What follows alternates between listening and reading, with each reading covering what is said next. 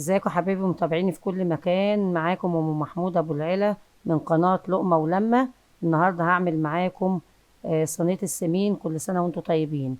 هنا فلفل اخضر، الحلويات وبوق القلب، كفتة، بصل متقطع جوانح، دي الطحال،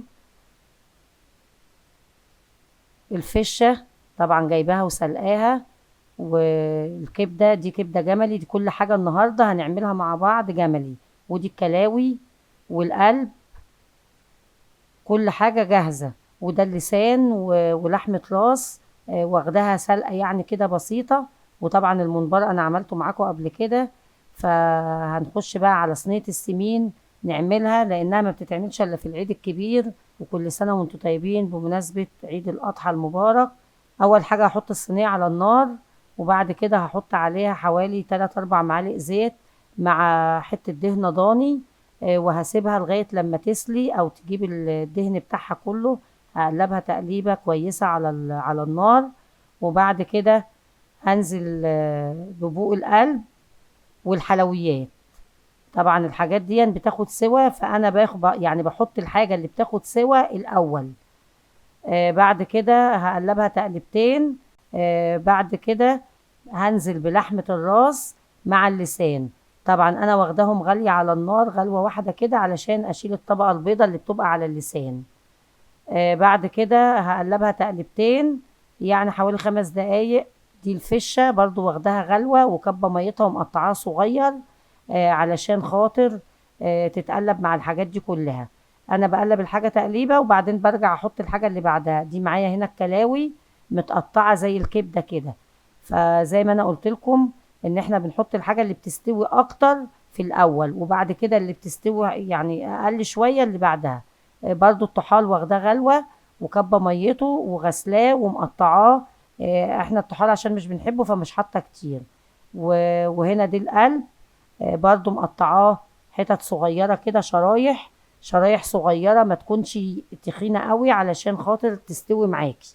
انت الحاجات دي كلها صينية السمين لازم بتقطعيها شرايح صغيرة مش سميكة. بعد كده طبعا البصل متقطع جوانح.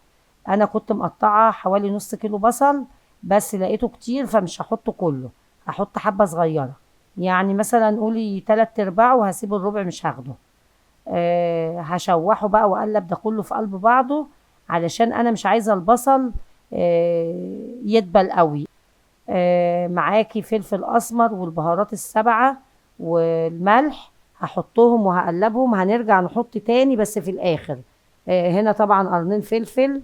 اللي بيحب السبايسي بيحط، ما بتحبيش بتجيبي فلفل ما يكونش حراق. هقلب بقى كل الحاجات دي كلها مع بعضها. واخر حاجة هحطها الكفتة. الكفتة طبعا انتي فرماها بدهنة ضاني، بتوابلها. بتحطي فيها توابل بتاعتها، بتحطي عليها الملح والفلفل الاسمر والتوابل بتاعتها وهي بتتفرم. وبتحطي عليها برضو دهنة ضاني بتديها طعم وريحة وبتنقلها في حتة تانية خالص. حاولي ان انت الكفتة تديها صدمة بالراحة كده علشان ما تتهريش منك. هتقلبيها كلها لما يعني تستوي او تاخد نص سوا. وبعد كده هتمسكي بقى كل الحاجة هتقلبيها في قلب بعضها. طبعا كده خلاص. صينية السمين بقت ايه، يعني فاضل لها 10 دقايق على النار وتكون استوت كلها. ما شاء الله طعمها وريحتها انا مش قادرة اقولك. هرجع بقى احط زي ما قلت لك ملح وفلفل اسمر. والبهارات دي انا بجيبها من عند العطار، بحط فيها كل حاجة. انت بتروحي للعطار تقول له عايزة بهارات لحمة او البهارات السبعة، فبيحط لك هو المكونات عارفها وبيحطها. هقلبها بقى تقليبة حلوة كده. الكبدة طبعا بتكون آخر حاجة، يعني خلاص الحاجات دي كلها استوت.